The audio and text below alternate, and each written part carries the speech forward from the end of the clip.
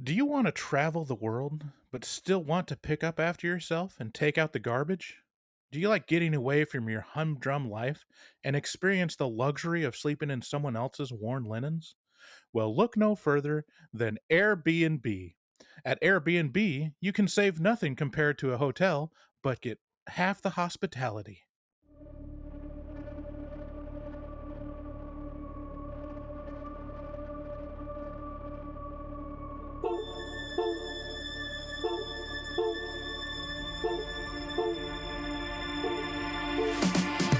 Is this a metal thing? Yes. Little taste. David, what is this? It's pretty thick. Break. I have to kill a lot of people. Just tell me what you want me to fuck. I have big tits and a tiny vagina. Oil me up, Daddy. I can't believe that Bryce prefers big tits. Mistletoe alert. This is backcountry. This guy was a real jerk. How long can Hugo be pregnant? Chomp, chomp, chomp, chomp. Oh, you're such a dick, David. Okay, everybody, put on your corpse handling gloves. Ew. Hoodie Picasso. Horror. Hello, everybody. Welcome to Horror Movie Talk. Your hosts each week are me, Dr. Bryce Hanson, and along with me for the ride of these past 4 years is... I'm David Doy. Sorry, I interrupted you. That's okay. I paused for effect, and you thought it was an invitation. That's a story of my life. That's what happened. Story of this movie. David is the foremost expert in scare no-nos, theatrical releases. Pretty great. They are something that we do sometimes. We got a great show today. We're reviewing Barbarian, released just last month. I'm so excited to talk about this movie, man. Before we get into that, we'll give you a couple pointers. Go to our website at horrormovietalk.com. There you'll find links to all our social media and all the things that we do, including our store for merch, links to our Patreon. Please take a look at our Patreon. We've got some new patrons that we should thank. Yeah, we got in the recent weeks, we've got actually a lot of them. We got Matt B, Bexy, we got Mark P, DJ PJ, Sherry V, and Amy M.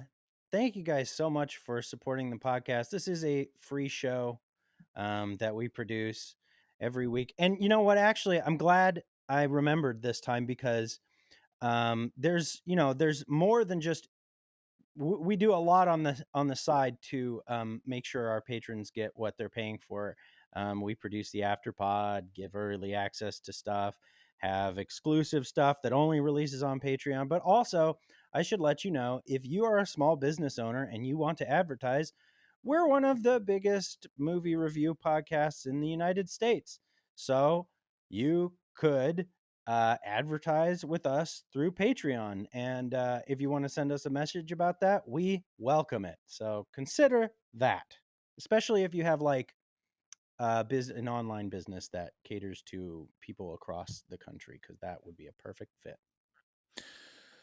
We post new episodes every Wednesday. Please, if you want to leave us a voicemail, call 682-253-4468. We'll likely have a special episode coming up where we catch up on all our voicemail because we're behind on that. If you're new to the show, we start out by giving a brief review on our score for the movie. And then before we spoil anything, we give you a big warning. They call them a spoiler warning. And then you can bounce if you haven't seen the movie and come back after you've seen it if it sounds like your cup of tea. Score on a scale of 1 to 10. 1 being a miserable dredge where it makes you angry, 5 being an average film that hits all the expected marks, and 10 being so good it transcends genre boundaries. Later on, we'll play a special innovative game I like to call Fuck, Marry, Kill. Yeah, that's what's to come. So yeah, we went and saw Barbarian, and it's not quite a bar, and it's not quite a librarian, but man, So to answer your question, I don't know.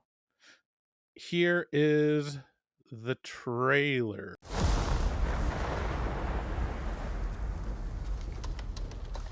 Oh, you've got to be kidding me.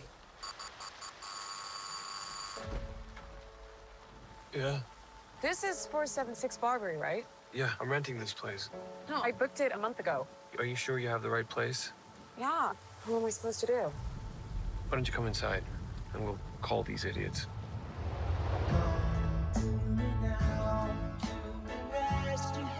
Why don't you just crash here? Oh, no. I don't know if you got a great look at this neighborhood, but I don't think you should be out there by yourself. It's dry and there's a lock on the door. By the way, I'm Keith. Tess. You take the bedroom and I'll sleep out here on the couch.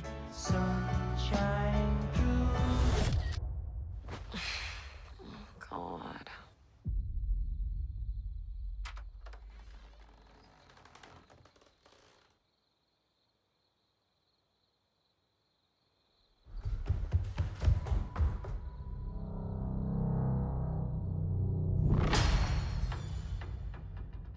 Keith?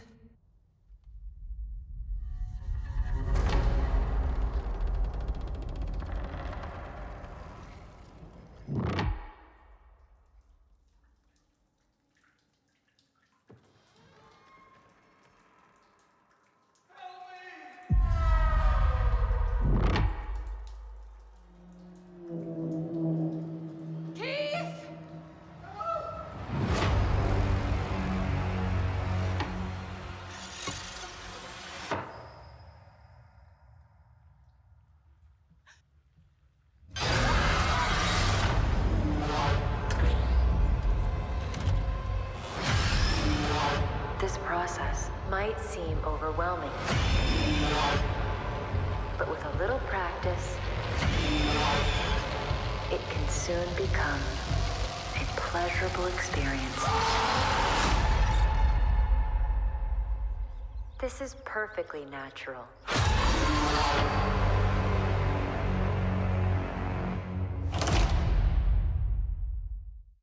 Barbarian can be found in theaters now. And I hope they play it through Halloween. This deserves to be in theaters during the season.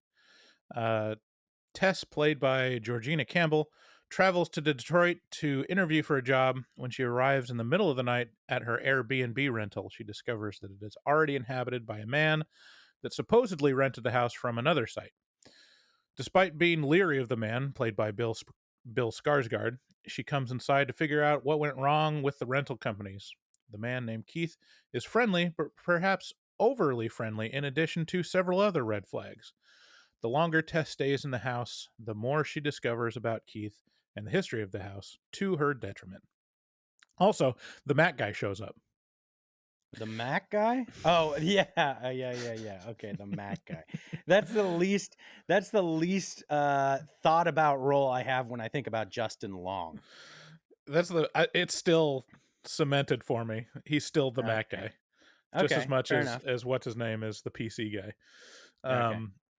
This movie is a wild ride, and honestly, a contender for my favorite of the year. It's really a movie divided in two halves. One very grounded in reality, with a slow burn building of suspense relating to interactions with strangers.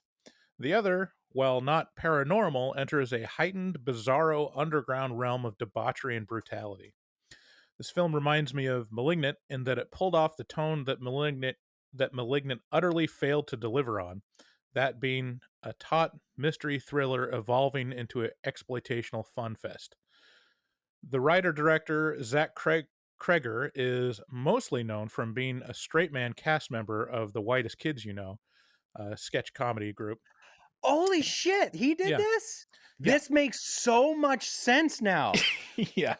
Everything is coming together. Yeah. So he joins Jordan Peele as sketch comedy graduate transformed into a horror prodigy.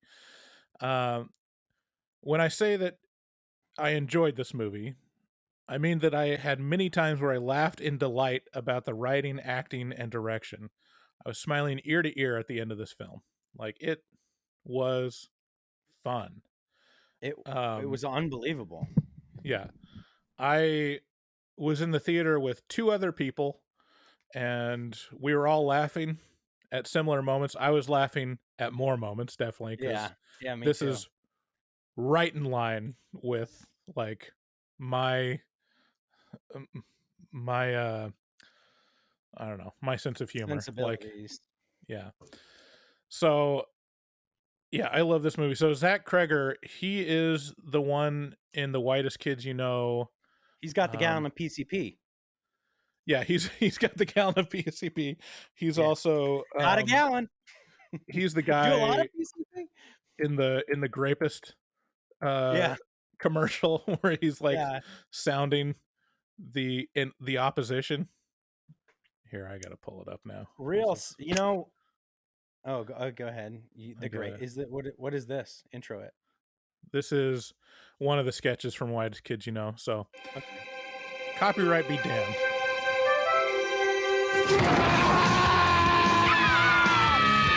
You kids look like you could use a delicious fruity beverage. Who are you? Might I suggest Fizzy Pop's Great Blast, the new soda from Johnson and Hedges? Open wide, kids, because I've got a grape in the mouth.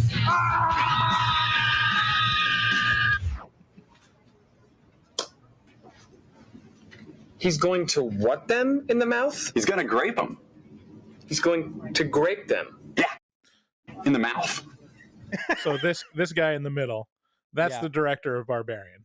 Writer By the and way, director. That guy who said that he going to what? And then he goes, grape them. That's Trevor Moore, and he died just last year, tragically. One of the funniest men, Right. low key, that doesn't get the respect he deserves. I think. Sad that he died. I don't know how he died, but it was sudden, and he was only 41. So he's your age. The Whitest Kids You Know is like one of the best Scotch. Like if you look at their sketches on YouTube, it is consistently like bangers. Yeah, it's like it took the kids in the hall and turned it up to 11. It's true. It just very, very in line with that weird dry, but like over the top at the same time. Like, so what score do you give this? Did you say your score? I haven't given my score. I score this a 10 out of 10. Like it's a rarefied territory for me. This is one of those where it's like, you know, I can't say that it's like, oh, this is award worthy or something, but this is like so tickles my fancy in a way that no other movies do, to where this is in my like 10 out of 10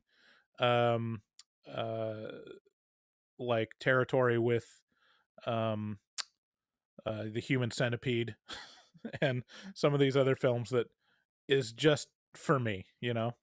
It's bonkers. This movie it does everything right. I can't point to one thing that it did wrong. The scary parts were terrifying. The funny parts were hilarious. The parts where you felt uneasy and therefore were kind of laughing in fear were exactly that. Like there was mystery. It was almost like beyond it was almost beyond the realm of horror, and it started to go into the realm of fantasy, where it was like, whoa, what is this place? Like, what is this place where we're at? And the answer is, it's so fucked up. It's like, it does everything right for me. It gaslights the hell out of you. It really makes you question, like, you're like, where's the danger coming from exactly? Like, I don't know. The whole first half of the movie is off-putting in just the right ways. And I can't exaggerate when I say the brutality and violence and terror in this is over the moon. Like it comes in just right. It comes in just right. Yeah, this is an easy 10 out of 10. it's one, to me, it's one big allegory. I think it was meant to be. It's right up there. My other top movie, my favorite movie up until last night was, for this year, was Hatching, the Finnish film from much earlier this year. And this is right next to it. Maybe a little behind it because Hatching is a little personal to me, but this is, wow. Wow. What a crazy movie, man. I can't believe this. I can't emphasize enough the slow roll of this movie, and it uses the tone so well that you know what to expect just from like how they set it up and how they portray the situation and the characters, and even with like the assumption that like, okay, well, it's not going to be that, it's going to be something else. Like, they slow roll it enough to where you move back and forth between like, is Keith, the danger? I mean, you can tell even in the trailer, this is what they're setting up. Like, what's the deal with Keith? And you vacillate back and forth between like, get the fuck out of this house. This guy Keith is super shady too. Like, oh, it's gone on for way too long. There would have been something by now, So it's not him. It's something else. And then it goes back and forth. The way it was put together is brilliant. I love that they did two, it's almost two different movies. First half and last half. And like, I texted you, I was in you watched it on Thursday, I watched it on Friday. And I texted you at the halfway point, and I was like, what is happening? This is amazing. And you're like, it gets better. And I just didn't see how that could be. I was like, it's peaked. It had not peaked. It had not peaked. It honestly doesn't peak until the last scene for me. Like, the last scene is... The final scene is... Yeah, it's perfect in like a weirdly subtle way. Like, it's got feelings to it. Right. Yeah. Where you're still not sure how to feel. And you're like, wait, but I should definitely know how to feel by now. Right. But you don't. And it's great. It is so great. Yeah. Yeah. So, I mean, deeply in love with this movie. Definitely go see it. If you haven't seen it, we're going to get into spoilers soon, so you might want to hold off on listening to the rest of the episode until after you watch it. Because I really don't want to give away anything about this movie to people that are going to enjoy it, because... and I mean, to say nothing of the casting in this is... hey, it's so perfect down to the tertiary characters that you shouldn't really care that much about. Perfect casting. Right. Like, I love that they got Justin Long in this to play who he played, because he plays that so well. I know. And I'm really good. So well. Man, Bill Skarsgård, get out of here. Like, so I came across, I was going to wait till the spoiler section, but let's talk about this briefly. I came across this other trailer on YouTube, and it's so bizarre in terms of marketing. The title is Justin Long's new movie, official trailer, now in theaters. It doesn't even mention the title of the movie. And so this is another trailer.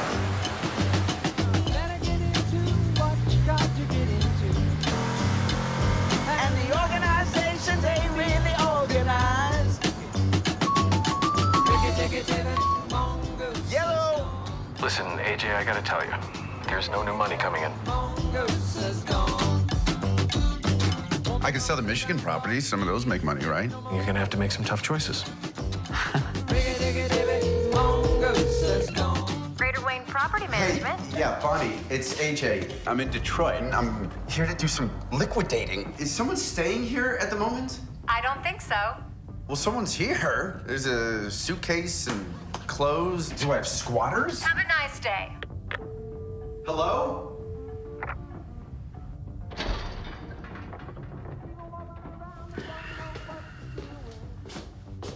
Somebody here?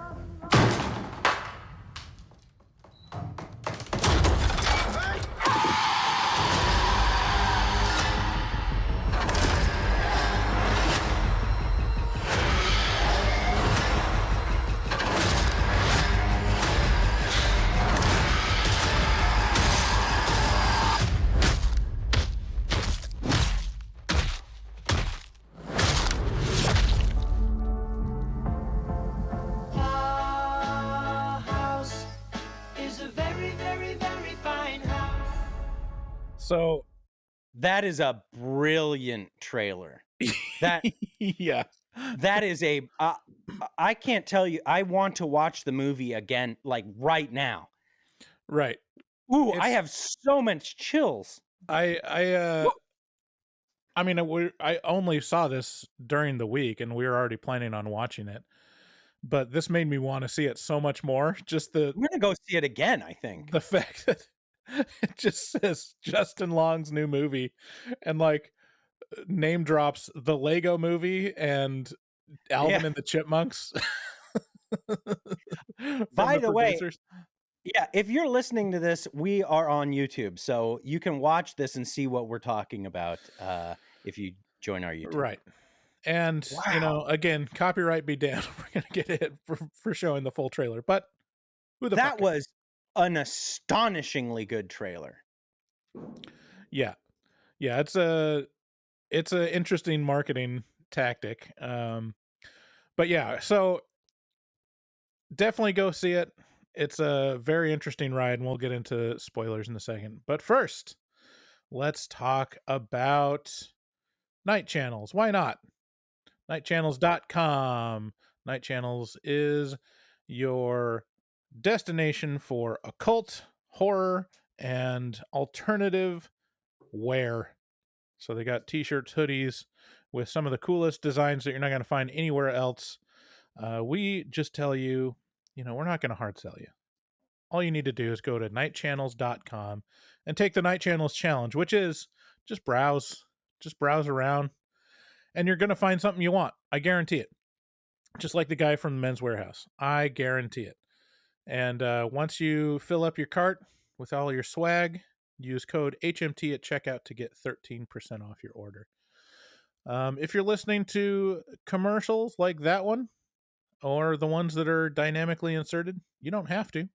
You can join our Patreon, and there we upload our episodes without the commercials in them, as well as uploading them early as soon as we get them finished edited. And lots of other perks for Patreon, including our afterpod. So check that out, patreon.com/horror movie talk. Also, we sell our own merch at our shop on horrormovietalk.com/shop. Also, we want to give a plug to Dustin Goebel. He's a professional artist who fucks hard. He also takes commissions for artwork from HMT fans. He does all of the custom artwork for our episodes that you know and love. Go to Instagram and find him at dgoebel00. That's at DGOEBEL00. And make your artistic dreams come true. Tell him HMT sent you. If you want to leave us a voicemail, call 682-253-4468. Thanks again for listening. Let's get into spoilers.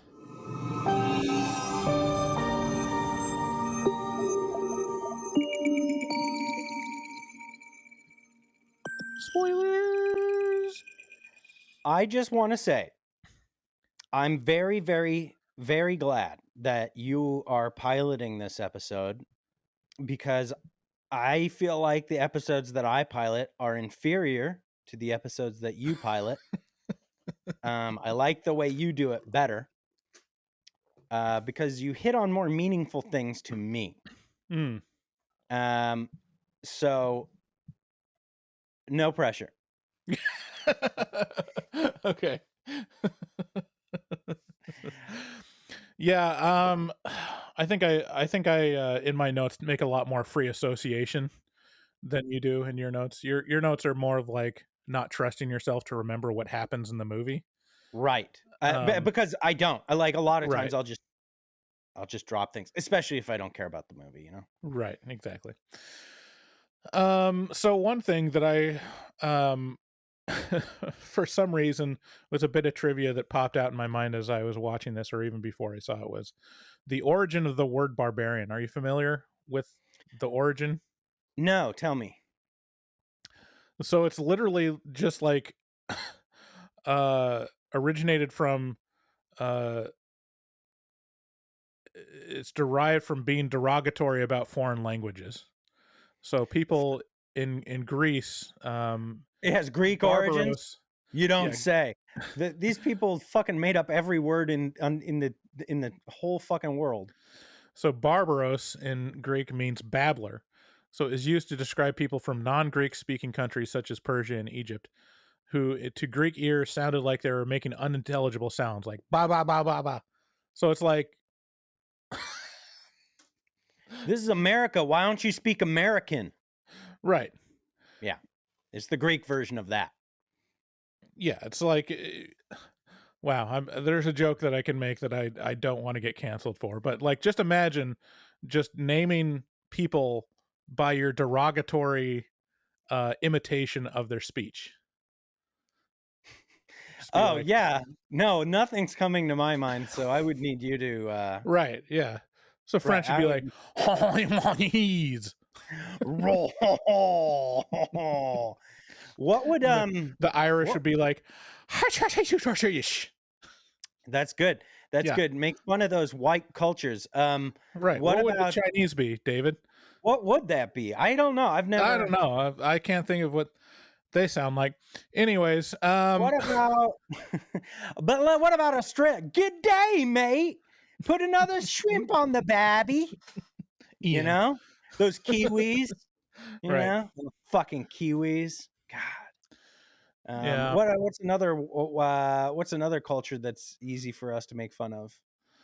I don't know what would Mexican sound like, or what would be the Greek word for Mexican? It'd be like cool guy or something. Mm-hmm. Yeah, Ian, yeah, something like that. Oh. Oof. Ah. Okay. So the premise for this movie is so great.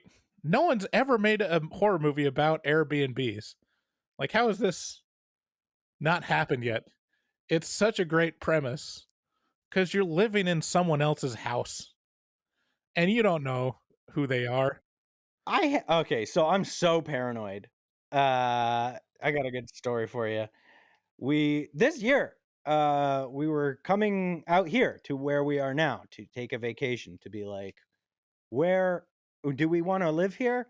And the person, like, it was a guest house on their property, and they remained like invisible to me. Like there would be signs of them around having done things, but I would never be able to catch them.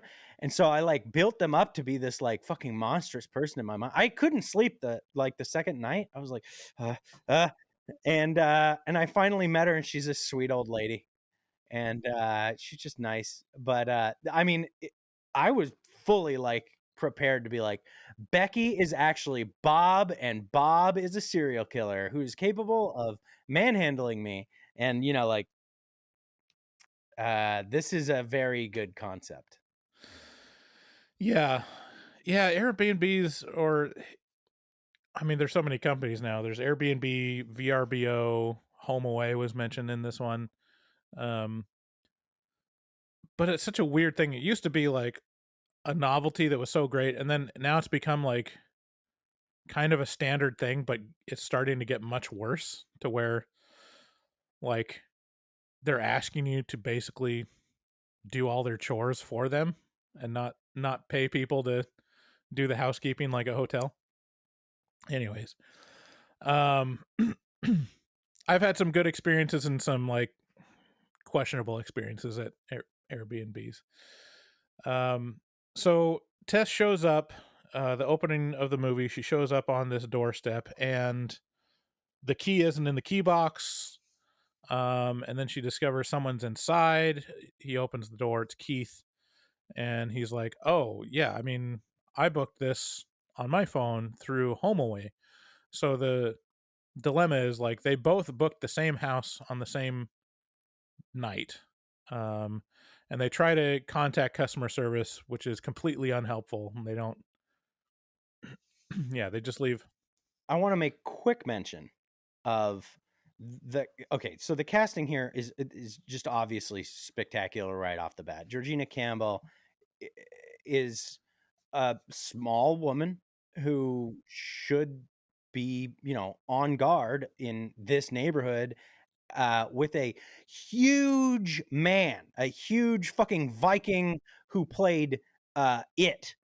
Bill Skarsgård is cast so, like, your mind immediately goes, oh, that's Pennywise. That's fucking Pennywise, the scary version. Like, and so automatically I was like, ooh, he's evil. He is evil. Like, just, it was just in the back of my mind. I wasn't even me being like, there's a little bit of confusion.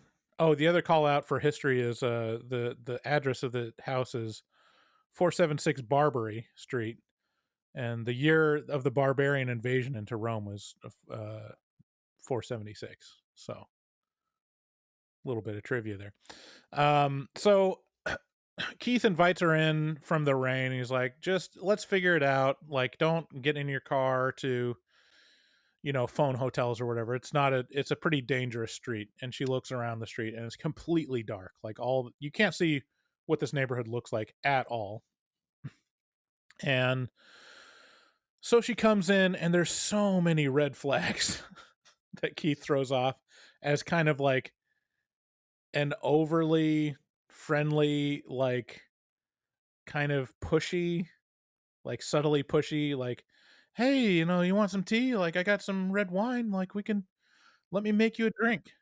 yeah. No, he comes off as a man, which is just a little strong, like, well, a little. No, it comes off as a fucking serial killer.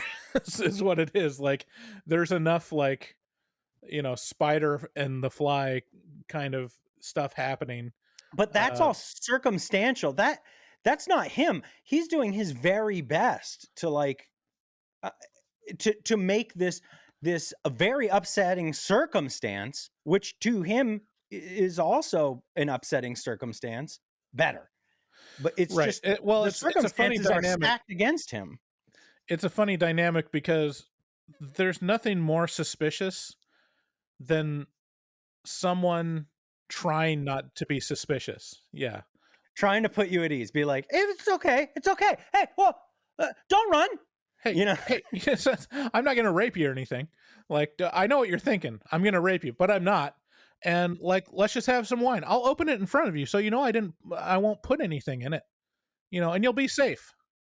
And all that stuff is like, so, like, way too much assumption and way too much trying to put you at ease. Like, no one tries to put you at ease that much unless they're trying to kill you, is kind of the subtext.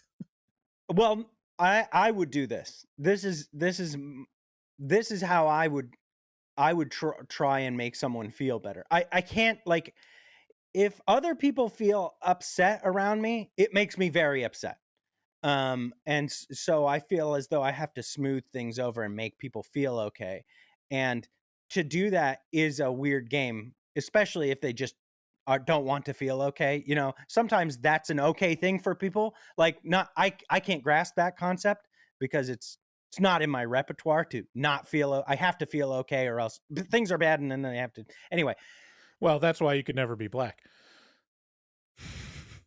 That's like that's their experience is a black man anywhere. It's like there's a bunch of people uneasy about their presence, especially white women. I do want to say that the conversation that they have here sets the table for what I believe to be the allegory for the whole movie. which is the allegory of rape. The whole movie, they start talking over wine. She finally feels comfortable at some point, and she sits down and has a deep conversation with him. They learn that they have something in common with their work and their interests, and they get down into a comfortable discussion about rape. And she's like, there are circumstances where I have to be on guard all the time. There's no chilling out for me. He's like, what are you talking about? And she basically says, you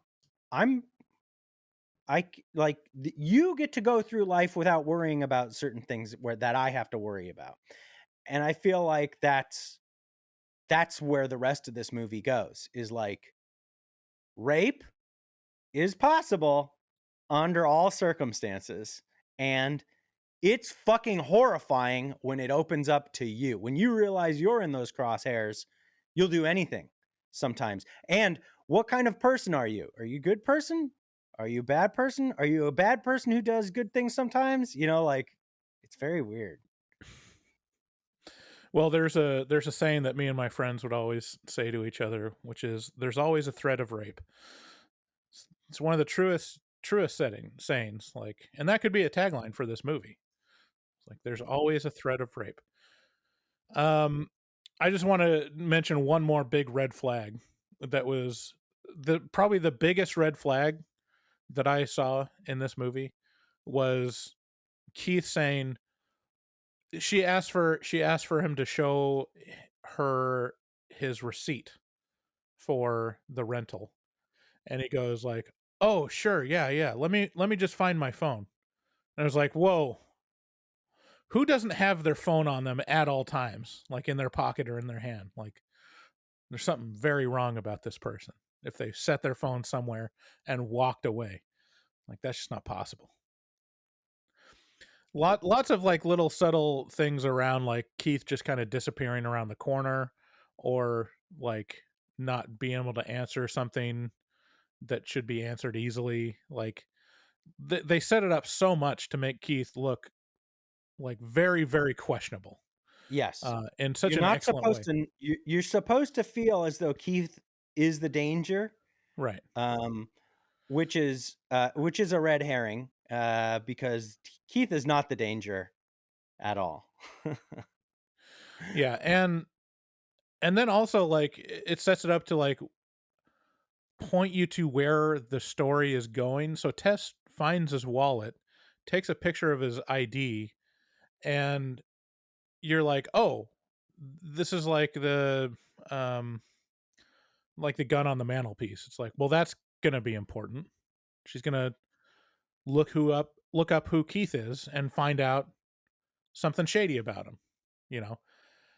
Never happens. Like, the only time you see that photo of his ID again is when she's like pining over it later. She like looks at the photo and she's like, oh, what a cutie. And that's it, so like, it sets up all these expectations and uses these tropes so excellent, so effectively, that you're led down this road and you're like, this is, they gotta still use that. Like, it's still, you still have to reveal like who Keith is, and they never do. Keith is just Keith. He's a nice guy. I that delighted me so much, because the whole time I was like, they're really, really throwing a lot of shade on Keith, but you're just not sure. And Keith isn't there during the times when creepy stuff happens, and you're like, so that must be Keith. Keith is not the danger, though. He is. So the first like real creepiness starts happening. Somehow Keith fools her into staying overnight, which is impressive. And fools so her. Yeah, Wait, what do you mean? He tricks her into staying overnight. Well, that wasn't what I got. I got that he was like genuinely concerned about her well-being, and he went to great lengths to like make sure she could sleep in the bed and he would sleep on the couch, and then he stayed on the couch. Sure. So while she's in bed, like, she wakes up and the door is open and she hears like footsteps, And it's like, what the fuck? And then she goes out to check on Keith, and Keith is having like night terrors. And she wakes him up, freaks him the fuck out. And so you're still asking the question of like, but was that Keith? Like, it would not be that hard to run back to the couch and act like you're asleep and having night terrors, you know? So it's a real heavy slow roll for like the first 40 minutes, but it keeps going and like setting up the uneasiness. It doesn't give you any like purchase for where to hang your dis-ease. And like she wakes up, she looks outside, and all of a sudden you realize like, oh, this neighborhood is decrepit. There's houses falling apart. Like it's a whole new level of like suspense just around urban decay. And and then she goes and has her interview, and like the interviewer is like, you're staying where? Oh, you cannot stay there. Like, you have to go. You right. Like, I had just met you, and I am extremely concerned about your safety. Right. And by the way, I should mention, if you set your movie in Detroit, that's an automatic 2 points to my score.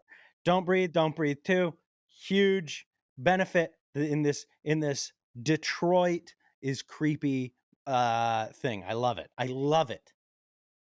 Shoot more movies in Detroit. Yeah, she makes her way back to the house and gets accosted by a crazy homeless man, like another source of terror, and probably the most familiar source of terror for anyone living in Portland, to be honest. And then she gets into the house and she's looking around for Keith, and she accidentally locks herself in the basement. And while in there, she finds a hidden door, looks into the darkness, and just goes, nope. This is the most effective. This thing, and the movie does this, like the rest of the movie is about this, which is like, whoa, there's a door to someplace that's dark, and it just goes down a hallway, and your mind is allowed to be like, what the fuck is down that hallway? And the answer is progressively more fucked up shit. Right. It goes deeper and deeper. You think it can't get any more fucked up. Each time you find something down this hallway, and you're like, oh, that's so fucked up. Tell me more. And then when they tell you more, you're like, oh, that's even more fucked up. And then you're like, do I want to know more? And it's like, here's more. And you're like, oh, it's just so incredible. It's so incredible. Yeah. So she figures out a way to light the hallway with a mirror, which is a great device. And at the end of the hallway, she finds a dank room with a VHS camera and a dirty murder mattress. She's like, all right, that's enough of that. And then she walks away. Keith appears and helps her get the window to the basement open, and is able to open the door. And then this is like, even now, you're like, I don't know what to think about Keith. Like, is Keith the guy that's using the murder bed? You know, because Keith is very insistent about disappearing into the hallway. Like, very insistent on exploring, even when Tess is telling him explicitly, please don't disappear into the darkness. And he's like, ha, I gotta. What are we gonna do?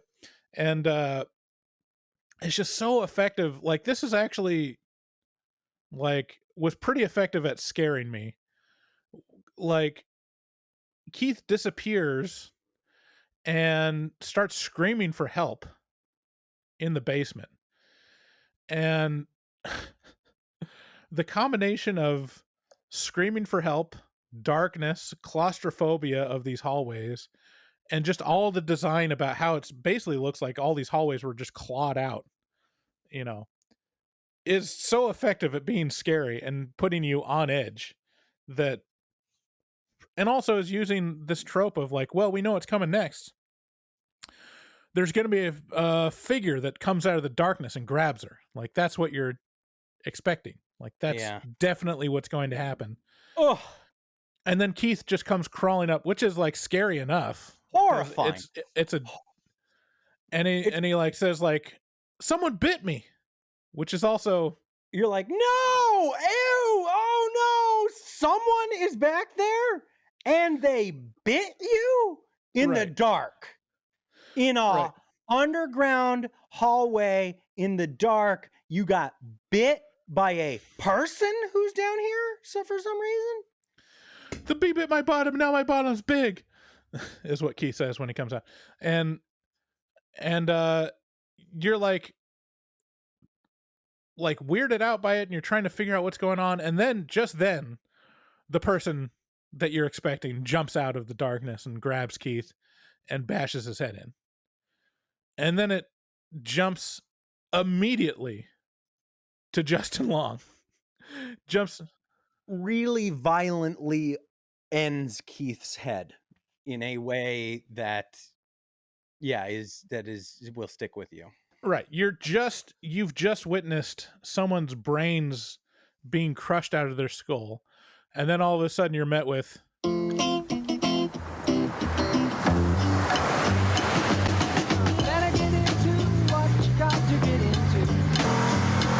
And the organizations ain't really organized. Okay. So great. yeah. So this is very much like almost like a Psycho template, where you have your protagonist and then all of a sudden they're murdered halfway through the movie. And you're like, well, what the fuck are they going to do now? You know? Not quite, because Tess doesn't actually die. Then. But yeah, then it switches to Justin Long, and the tone switches violently too. Like all of a sudden it's this easy breezy. So it like goes, the tone for the rest of the movie is like, it vacillates between easy breezy like comedy to exploitational like gore porn, you know? And we meet Justin Long's character, and he is up for a pilot, and he gets called, and his agents inform him that has some pretty serious accusations about raping a co-star. And he's like, what? This isn't even true. And he's like talking with his agent and his wealth manager, and he figures that he's not going to get this pilot. He's not going to get the show, and that he has to make some decisions around his finances. His wealth manager says, like, you know, you're not going to survive. You're going to be broke by 3 months. And so we find out that Justin Long actually owns the house on Barbary Street where all this is happening. Now, I want to point out that Justin Long, in both halves of this movie, there's a question being posed, which is this guy dangerous and bad? Right. And in the first half, the question is this guy dangerous and bad? And it seems very much like this guy is dangerous and bad. He's not. He is not dangerous and bad. He is fine. He's a good man. The second half of this movie is you just do the reverse. You go, is this guy dangerous? This nice guy who's happy, who seems like he's got it all together, and he's singing this song. The tone of the thing's totally switched to nice and happy, and the question is this guy dangerous? And later you learn the question is this guy dangerous and bad? And the answer is yes. Right. Yeah. It's very well written, because he's it's the guy you don't expect. The guy, see, when you talk about rapists, the rapists don't think that they're rapists, you know. Rapist. They're not, the rapists think that they're just a regular guy, and it's just a misunderstanding. I just convinced her. It took a lot of talking her into it. Yeah, it took a lot of convincing. She said no at first, but we kept going. Right. I continued to make her feel uncomfortable, and, you know, really forced the subject. And then I helped her get her clothes off, which is another way of saying I took her clothes off for her against her consent. You know, just little stuff like that in the moment you're like, oh, hey. She wasn't punching me in the face. Therefore, we're good. Yeah, I held her down onto the bed, and she just had this real look of pleasant surprise on her face. Yeah, and then I said, I'm going to grape you in the face. Mm-hmm. And so, but he hits all the check marks of being an asshole. They don't slow roll this one too much. Like, there's a little bit of a question at first, but then he's acting like an asshole and very, very much unwoke. So he's like, this fucking bitch is accusing me of, like, the fact that he calls the accuser a bitch is like, well, this guy doesn't respect women. Yeah, he doesn't respect women. And then when he's in the bar, he uses the F word. Right. Which is a word even we won't probably use, I don't think. Like, I can't say what Bryce will do, but I wouldn't use that in a sentence anymore. I did in high school. And then the thing that sealed the deal for me was that he looked in Tess's laptop, and then after he couldn't sign into it, he chucked it across the room onto the bedstand. I was like, who throws a laptop? What a dick. What a barbarian. I can excuse the casual, use of homophobic slur, but not throwing a laptop across the room. Like, yeah, Bryce has standards. Who knows if that was in a process of writing something on that hard drive and just fucked it up. So he comes back to his house, discovers there's people's luggage inside, and he calls Airbnb and is like, what the fuck is the main takeaway we have from this movie is that Airbnb or like property management services are very unhelpful and don't give a shit. Yeah. Okay. So this sets up, now we're getting into, okay. So this movie does a lot right, which some people would say is wrong, which is it never answers a lot of questions. You're going to be left with a little bit of blue balls if you want real answers to questions here, because it's uncertain as to how Keith got there. Well, no, it's certain as to how Keith got there. It's just uncertain as to how in cahoots with what's going on what's really going on in this house the property management company is. It feels like they may be facilitating feeding victims to this house a little bit. Yeah, because the property management says that no one's been in the house for weeks, when in fact it's been double booked. Yeah, but no, I think there has been, a weeks since Tess and Keith went missing. Okay, I didn't catch Justin that. Long flew in. You're probably right. Pick up the storyline a couple weeks later, which is fine. But why would the property management company not care this much? And like, I don't know, it just seemed weird. Yeah.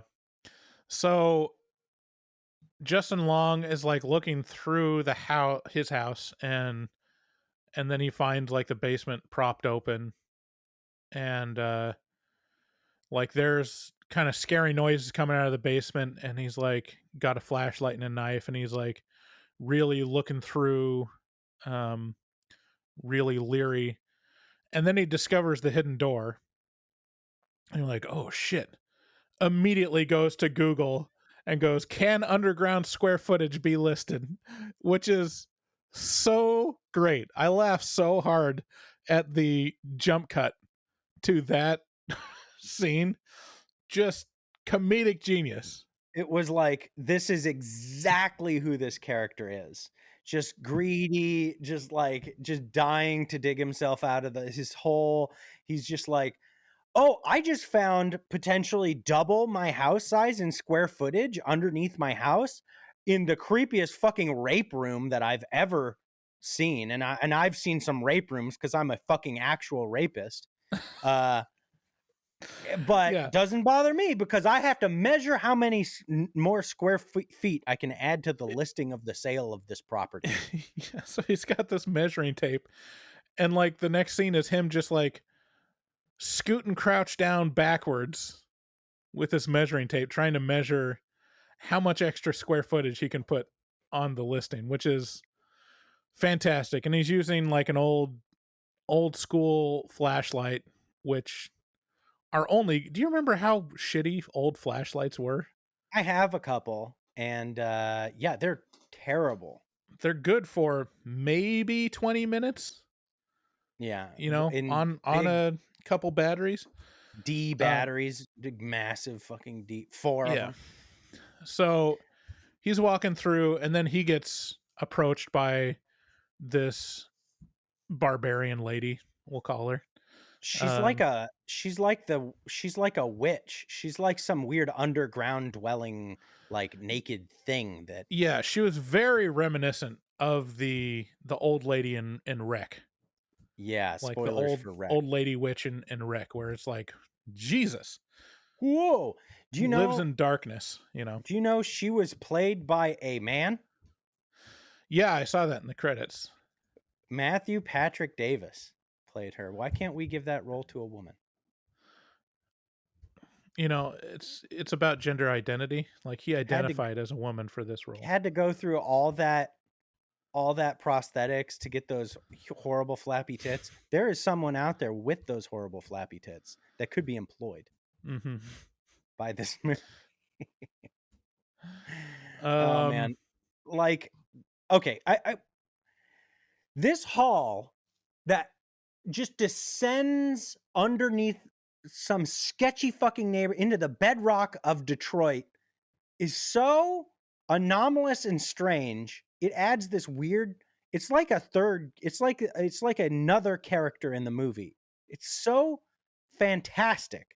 It's like, how did this like thousands and thousands and thousands of feet tunneled underground get added underneath this house? And like, that's so interesting to me.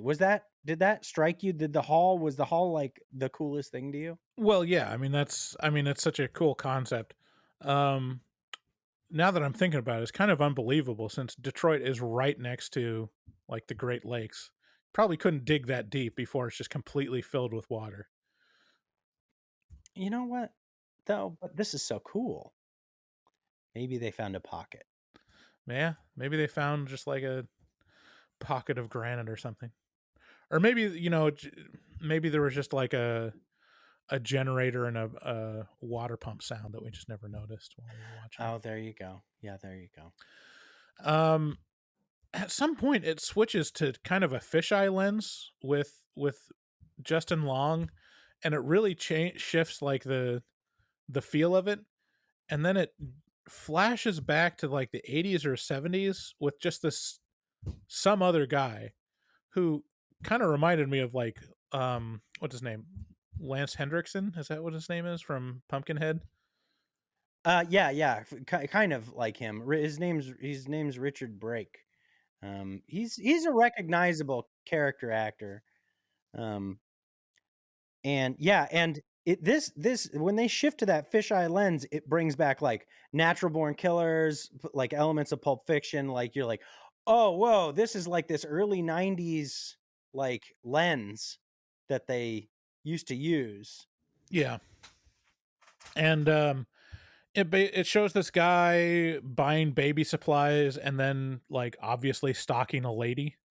And so the story is fleshed out as like, there is some guy that for decades ago dug out this hole as a rape dungeon and brought this lady in there.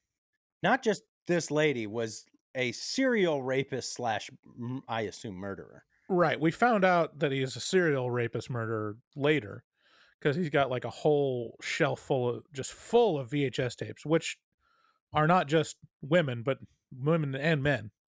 They're all titled like usually the titles are their names, so it'd be like Denise Holder or like, you know, a full name, but some of them are just lady with Irish accent, right, or redhead, and it's like, oh, dear fucking God. But other ones like plumber, just like just dudes as well. I think I remember that right. And then it goes back to Justin Long, and he's like shoved into this this dungeon cell under a grate, and Tess is in there. Yeah, and she's like, shh, shh, shh. You be calm, calm down. You have to. She calm doesn't down. like it when you get excited. So And the mama thing up here does not like it when you scream. Right, and so this lady, we find out, is like trying to be a mother to her captors and is like feeding them through an ancient baby bottle, and like and then when Justin Long tries to escape, there's a scene where she tries to breastfeed him, and that's another just great scene. She's the got nose this, boop. The nose boop.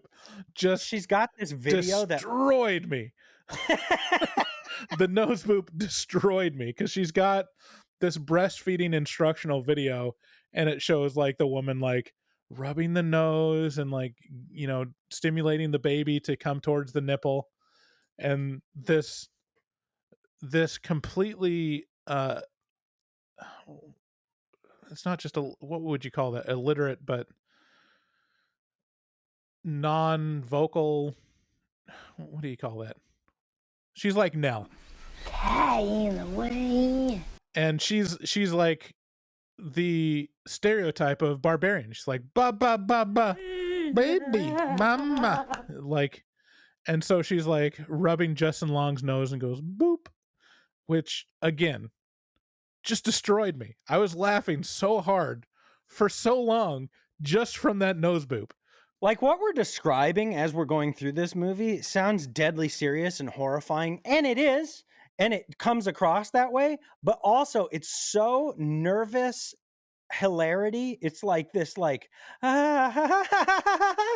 it's just got this element of like, this can't be fucking real, like, and so and that nursery with that this hag lives in and like tries to raise adult people as her own babies and she crams her fucking nipple up against their mouth and like tries to fucking make them drink off of her decrepit old tit. Like, it's just, you can't help but laugh because otherwise you just throw up over and over again.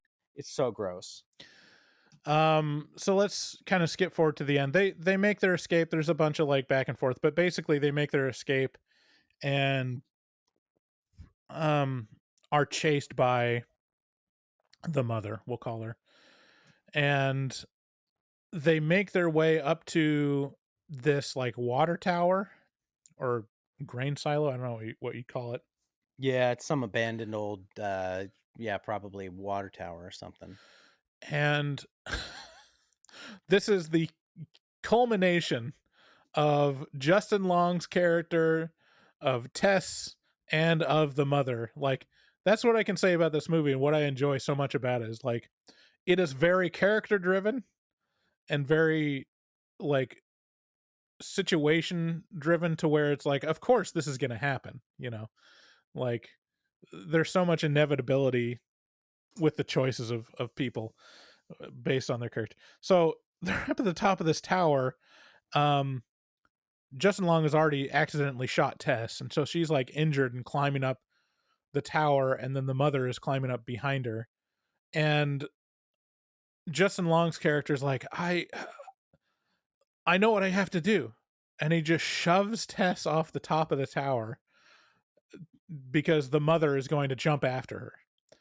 And the scene where Tess is falling and then the mother jumps off the top of the tower to follow her, and it's just an upward shot of the mother reaching out and falling towards the camera, is possibly the funniest, most enjoyable thing I've seen in a movie for decades. Like, I Like, I say that the nose boop killed me. Like, this changed me. This shot was so good and so funny that I was like, this is the best. This is the best.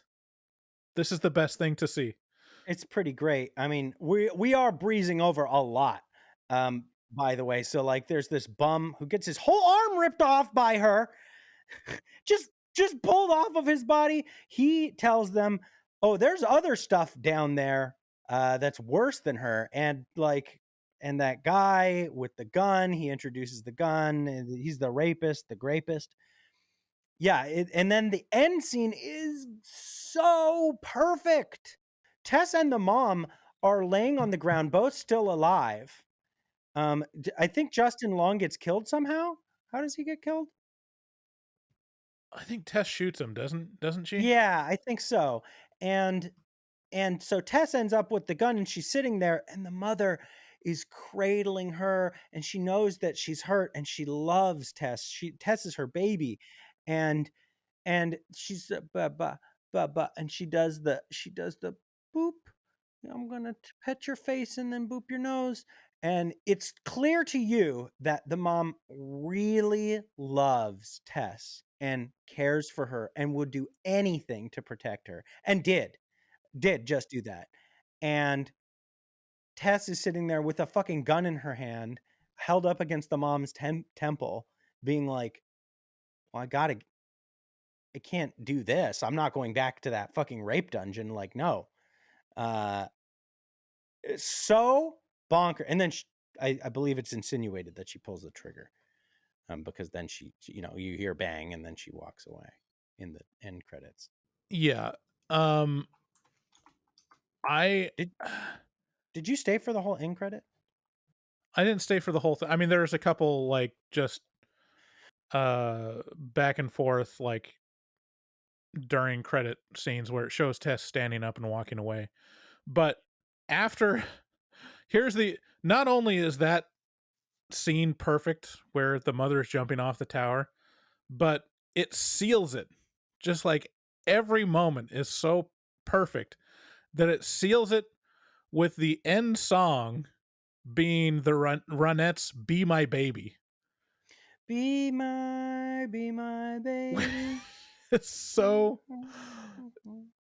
perfect. And oh my God.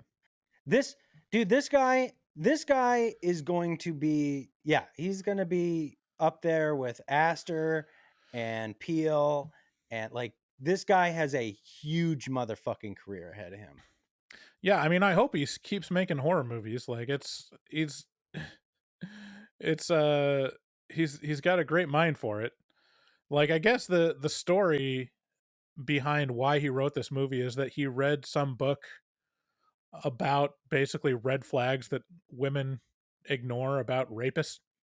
And he's like, well, what if you made a movie about a woman that just ignored all of them? Just like that was the horror movie. I love that. Like, I love the allegory, this movie just being like, rape is terrifying and I'll show you what it's like if you're a man.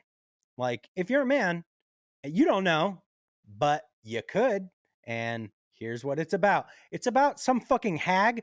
You don't want her putting her nipple in your mouth. And there's even a moment. Where Skarsgård says to her, "Oh, women can rape. Trust me." Like, he somehow has knowledge of this. Like, it's insinuated that maybe he's been raped by a woman. Yeah. And then the movie goes to great lengths to show you how a man can be raped. And it is extremely unpleasant. It's horrible. Right. And you would never want that for anyone. Well, that was Barbarian. So who would like this movie, David? Dude, hardcore horror fans. I'm going to say slasher fans. I'm going to say suspense. I'm going to say thriller. I'm going to say gore. This is everything. I mean, I don't want to oversell it, but it's impossible because that's just what I do. I oversell things. I love this movie. It's got something in it for every horror fan. It is so upsetting. I would not recommend this to someone who is not into horror. Yeah. Okay, so let's move on to innovative, unique game that I call Fuck, Marry, Kill. Apropos. So I'm just going to hop into it, open up my PowerPoint. We got 1, 2, 3, 4, 5 scenarios. Before we get into this, I have to say, if you're listening to this episode, after this episode, you should go on over to Horror Movie Club's podcast. They were gracious enough. Brian and Ashvin had me on their show. It's a huge horror movie review show. And we talked about our favorite top 5 found footage films, and that's out today as you're hearing me talk. So listen to me over there. I had a blast. Brian was on our show when we reviewed what was it? I can't remember recall. What we made. Yeah, hang on. It wasn't Human Centipede 2, was it? No, it was gonna be Human Centipede 2, but instead it ended up being Cabin Fever. That's right. That's right. He came on our show and he was a great guest, and so I got to guest over on their show this week. So check them out. Horror Movie Club. Horror Movie Club. All right, so let's move on to Fuck, Marry, Kill, starting out with the mother from Barbarian, because I don't have a picture of her, the old witch from Wreck, or the girl from The Ring. Okay, well, this is a really fuck. You threw a kid in there, so that's well, not it just okay. depends on the type of man you are, David. Samara has to die. I have to kill her, which is so fucked up because now I have to fuck one of these two. I would definitely, like, this isn't very hard because the thing in Wreck is not a person anymore. Like, they're like a zombie. Like, they have some sort of infectious bullshit. So I'm not about that. No infection. I'll take the clean witch from Barbarian. And I will. Now wait. No, you have to fuck or marry him. You don't just get to not do something to one of them. I would fuck the clean Barbarian, and I would marry the witch because you never have to fuck the witch. Well, yeah. Not only that, but it wouldn't be that big of a change. Right. I'm married. Yeah, I'm gonna go ahead and agree on all fronts there. Like, you have to kill Samara. No, I'm not. Actually, I'm gonna say I'm gonna kill Samara. Obviously, because you don't want to be a pedo. I will fuck the witch from Wreck. Just get it over with. Like, it's put a bag over her head, it'll be fine. Wear a condom, it'll be fine. You'll reduce the risk of infection. And then marry the mother from Barbarian because she's very, matronly, and she wants to take care of me. Like, that's true. She'll let me suck on I think we both have titties. I think we both have good. Ba ba, and she would pet your little nose and give you a boop, and you'd be like, okay, next. Okay, we've got Jigsaw from Saw. We've got Chucky, and we have Annabelle. Fuck, marry, kill. Okay, I'm gonna say, this. I'm gonna say I'm not a fan of the silent type. Like, you'd have to carry all the conversations if it was with Annabelle. So she's out. You kill Annabelle, I think. Chucky's a little much to be married to. He's always going to be skittering around under bullshit, and like, you're never going to be able to find. He's going to cut your Achilles tendon like 30 times a week. Right. You're always going to be recovering from something. So I'm going to say I'll fuck him just to get him out. And then I marry Jigsaw because at least if he kills you, it's it's done. You know, I mean, Right. it may be torturous for a moment, but it's just gonna be done. Yeah, I would go. Okay, I'm gonna kill Jigsaw. Mm. Just because I don't think he's very good in the sheets, and long-term relationship, I think it'd either be really annoying Well, it's a having him man like too, by the way. Like, there's a man behind that puppet. Like, that's the right only one being that's actually being yeah, you'd either get pranked or tortured. a real man. Uh, Like, I obviously there's a man inside Chucky, but he's just a doll being puppeted around by the soul of a man. right. Um, so I'd kill Jigsaw. I would fuck Chucky because I Same. feel like he has pretty toxic relationships, you know, Mm. but it's probably a pretty good lay if we're being honest. And yeah, I mean, also by the way, the only one not made of wood. Right. So you got that silicone, you know, Yeah, instead and of then I'd marry Annabelle, you know, because quiet. she's real quiet, you know, peaceful, and she's a woman, and I'm straight, so it's kind of, you know. Yeah. No, I get it. All right, next, this is Yeah. kind of the S&M category. We've got Pinhead, Okay. Dr. Frankenfurter from Rocky Horror Picture Show, and the Queen of the Damned from the Queen of the Damned. I don't know anything about the Queen of the Damned, so I'm killing her. Okay. I'm definitely fucking Dr. Frankenfurter because, I mean, birds of a feather. That's actually pretty interesting to me. And then I guess I'm marrying Pinhead. He's got such sights to show you, you know? It's never a dull moment with Pinhead. You're always like, oh, wow, show me that box again, you know? And he's always talking about box, you know? Love me some box. Yeah. So, yeah, I think that's how I would go. Marry Pinhead. I think I'm going to kill Pinhead just because I think he's going to take it too far, you know? Oh, like he's not going to respect safe words. No. You know, he's going to be like, "No, but I have a thing I need to show you." You're like, "I had a thing planned." He's Don't constantly ruin it. wanting to pierce you, you know? Yeah, he's a whiny little bitch like when he doesn't get his way. I'm going to fuck Dr. Frankenfurter.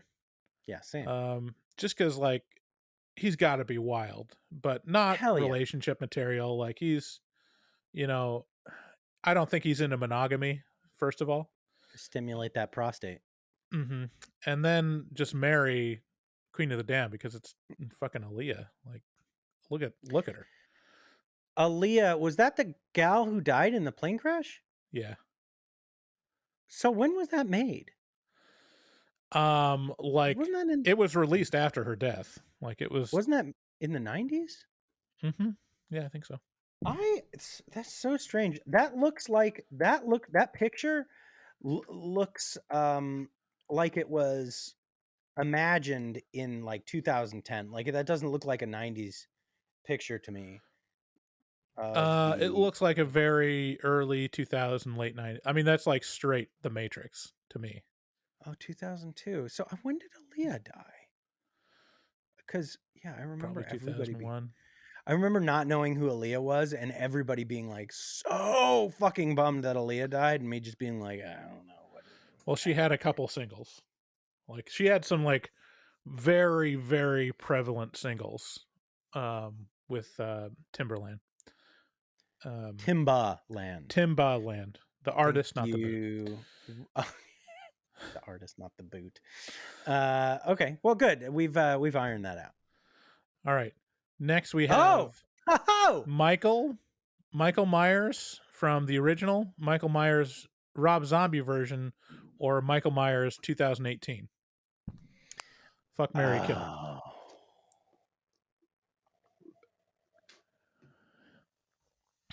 Wow. Okay. Oof. You're not making this easy because they're the same to me. I'd just kill them all. I guess, let's see here. Of them, it seems like the easiest to kill, I imagine, would be Rob Zombie's Mike Myers, because I'm told he's very fleshed out and human in those movies. Like, you learn the backstory of him a little bit. I haven't seen them. I actually walked out of the first one in theaters because I hated it. So kill him. Now I gotta marry somebody and fuck somebody. Kind of into older, you know. So I guess I would marry older Mike Myers and fuck him a lot, and then fuck just once the original Mike Myers. What about you? Right. I think I'd go opposite. So I would kill modern Mike Myers. So the reboot Mike Myers. I would marry Rob Zombie Mike Myers because, you know, he's got vulnerability. He's got a backstory. I feel like I could break through to him and fix him, you know? And then I would fuck. You do not strike me as a person who attempts to fix people. That seems like the... Do you try to fix people sometimes? Sure. Yeah. Oh, wow. I don't know. I wish you'd fix me. I try.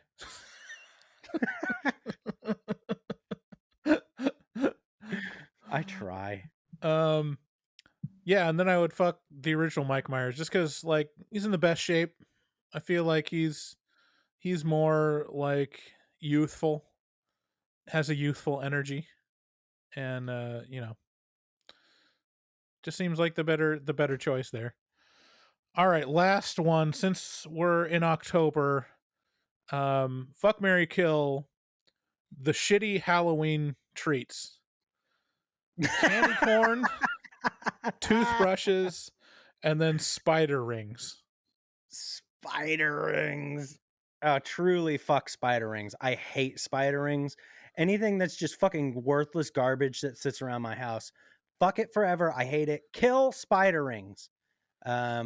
Marry toothbrushes because I'm all about dental care, and I really, really hate having my teeth worked on. So marry the toothbrush, and then I actually unironically love candy corn, so I'm gonna need that toothbrush. So I would fuck the candy corn, fuck the shit out of it. Oh my god. Yeah, I love it. It's great. I think I'm the polar opposite. I would kill candy corn. Candy corn can burn in fire for all I care. I give it a chance every couple years. I'm like, I mean, there's no reason for my seething hatred of candy corn. Surely it can't be that bad. People love candy corn. I taste one and it's just worse than nothing. You know, it somehow just makes me angry every time I eat it. I'm like, what is this? It's the worst texture of any candy. It's the texture that gets me. It's not chewy. It's not like hard. It's like slow dissolve. I love it. That's the thing that draws me to it, is the texture. Yeah, it's got that kind of like hard, like stale shell, and then like the inside is kind of softer, and then it disintegrates. I hate that sugary disintegration way. Yeah, I hate it so much. I would fuck the spider rings because it'd be useful as a cock ring. Let's be honest. No, it wouldn't. They're all flimsy and shitty. Well, you get enough of them, you know. Bryce is just... Today I learned that Bryce is just the guy from Human Centipede 2 with sandpaper, jacking off with sandpaper. It's not far off. Little tiny plastic spiders around my dick. Yeah, a little. I mean, just a little pointer as a treat in Halloween. Like, use a spider ring as a cock ring. It'll delight your partner when she's going down on you. You know, the definition of treat yourself. And then marry toothbrushes because it's the prudent thing to do. It's responsible. Yeah, to have good dental hygiene. Yeah, it's the adult move. Yeah, don't be a. If I were a kid, I would kill toothbrushes. I would fuck candy corn and then marry the spider rings. Spider rings are here to stay. If you loved them, you wouldn't fuck them or marry them because you're a kid and you'd be making them a pedophile. Assuming the spider rings and candy corn are adults in this relationship. So we made it through. Hope you enjoyed that. Go see Barbarian. Again, thank you so much for listening. Please leave us, if you appreciate the show, leave us a rating on Apple Podcasts or any other place where you can leave us a rating. Share the podcast with a friend. But also go listen to me right after this show on Horror Movie Club with Brian and Ashvin, and my top 5 found footage movies of all time are over there. And so we list them out. Indeed. Thanks again to our new patrons, Amy M, Sherry V, DJ PJ, Mark P, and Bexy, for joining our Patreon. Go check us out on patreon.com/horrormovietalk. And thanks to Fart Simpson for helping us out with production, and Dustin Goebel for helping us out with artwork. And why not Mark for helping us out with social media promotion? Yeah, you guys are great, and we love you. Call us at 682-253-4468 to leave us a voicemail. And on that, we will leave you with this. Hello and welcome to Horror Movie Talk, an opinionated and accidentally funny horror movie review show. Go, go, go, go, go, go, go, go, go, go.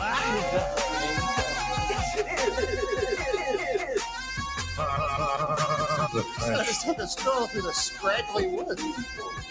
He had no face! Horror! Sabrina, don't just stare at it, eat it.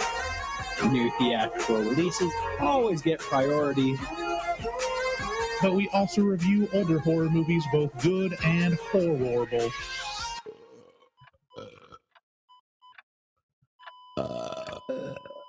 Wow, that didn't sound Dad, what's a Muppet? Well, it's not quite a mop, and it's not quite a puppet, but man! So to answer your question, I don't know.